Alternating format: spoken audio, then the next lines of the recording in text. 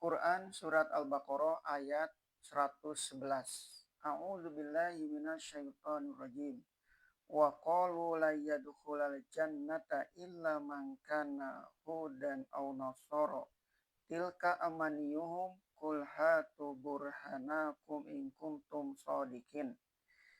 Di ayat 110 di atas tadi Allah Subhanahu wa taala memerintahkan supaya Islam dan imanmu itu diamalkan, dijadikan kenyataan, salat didirikan, zakat keluarkan, dan hendaklah bermurah hati mengeluarkan harta benda untuk segala amal kebajikan.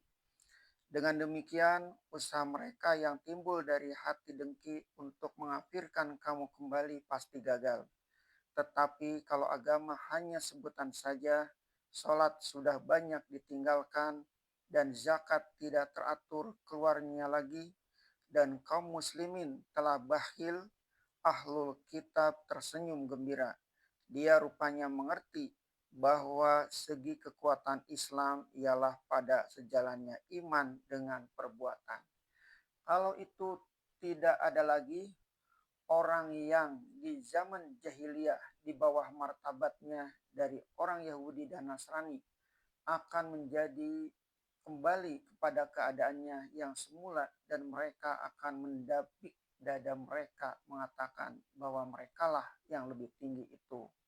Itu pun masih mereka katakan, dan mereka berkata, sekali-kali tidak akan masuk ke surga melainkan siapa-siapa yang jadi Yahudi dan Nasrani. Inilah perkataan sombong dari Yahudi dan Nasrani, yaitu mereka berkata bahwa yang akan masuk surga hanyalah siapa yang menjadi Nasrani atau Yahudi. Mengapa mereka berkata demikian? Inilah karena agama telah mereka jadikan golongan. Mereka tidak lagi menilai iman dan amal soleh seseorang, sebab yang mereka pertahankan ialah golongan. Apatah lagi memang jelas dengan memakai nama Yahudi, yaitu nama suku yang terbesar dari 12 suku Bani Israel, dan nama Nasrani, negeri Nazaret, tempat lahir Nabi Isa, maka agama sudah menjadi nama golongan. Sebab itu dijelaskan oleh lanjutan ayat, yang begitu hanyalah angan-angan mereka, yaitu satu ucapan yang tidak beralasan, yang hanya timbul dari angan-angan dan hayalan belaka. Katakanlah, tunjukkan alasan kamu jika memang kamu orang-orang yang benar.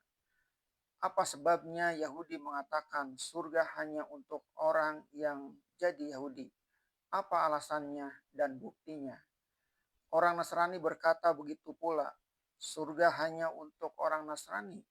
Apa sebabnya? Mengapa Yahudi tak boleh masuk?